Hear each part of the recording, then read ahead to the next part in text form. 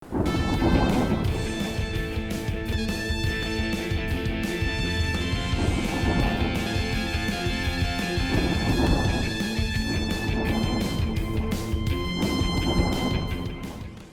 amis et chers ennemis, selon la formule consacrée par le temps, bienvenue dans cette colère. D'abord une toute petite colère avant la plus grande colère.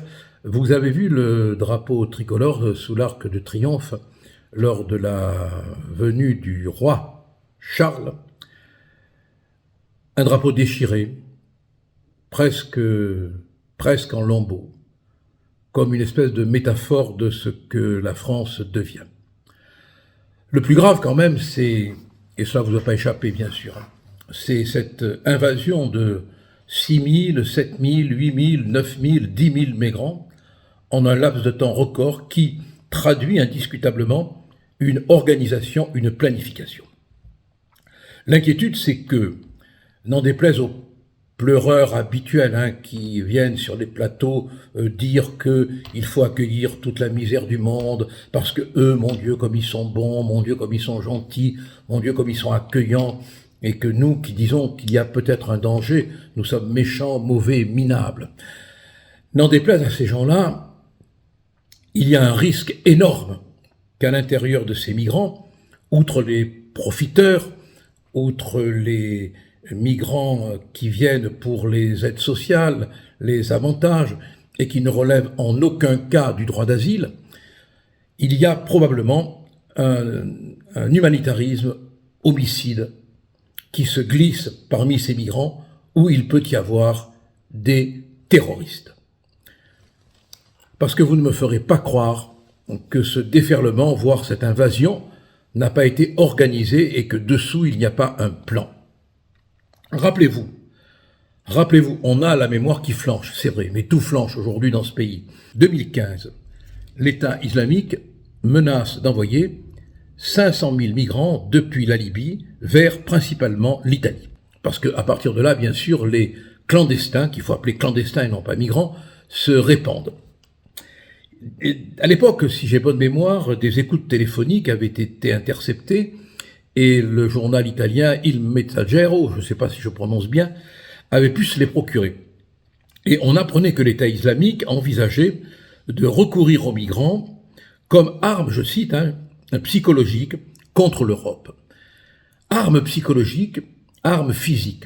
L'OTAN aussi nous avait prévenus. Et au même moment, maintenant, où les migrants arrivent, où les clandestins arrivent, vous voyez le piège des mots, il nous enserre en permanence sur l'île de Lampedusa, à tel point qu'il y a beaucoup plus de clandestins maintenant que d'habitants, ou au moins autant. L'État islamique fait de nouveau des menaces. Il a menacé la France et la Suède. Il les a menacés d'attaques terroristes, notamment contre un ministère. On a même pu lire la propagande de l'État islamique dire « Pense-t-il que les mains des combattants ne les atteindront pas chez eux ?» Vous considérez vraiment que l'envoi de ces clandestins, principalement des hommes, quoi qu'en disent les pleurnicheurs professionnels patentés des plateaux de télévision, vous pensez vraiment que ces clandestins, essentiellement des hommes, qui ont pu financer la traversée, qui ont tous la plupart du temps des portables, vous pensez vraiment que parmi eux, il n'y a pas de terroristes ? Vous pensez qu'on a affaire qu'à des hommes qui fuient de la Tunisie, la barbarie ? Non, c'est se moquer du monde. Il y a véritablement une offensive destinée à déstabiliser l'Europe.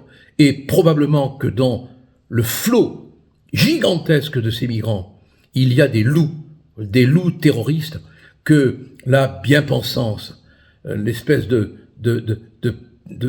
volonté permanente de se donner l'âme belle alors qu'on se fout pas mal de ce qui se passe chez le voisin, tout cela aura contribué à fortifier la pénétration de nos pays par une arme qui, à un moment donné, terroriste, frappera.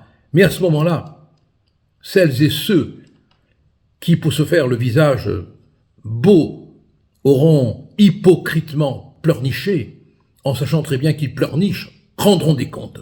Oui, ils rendront des comptes.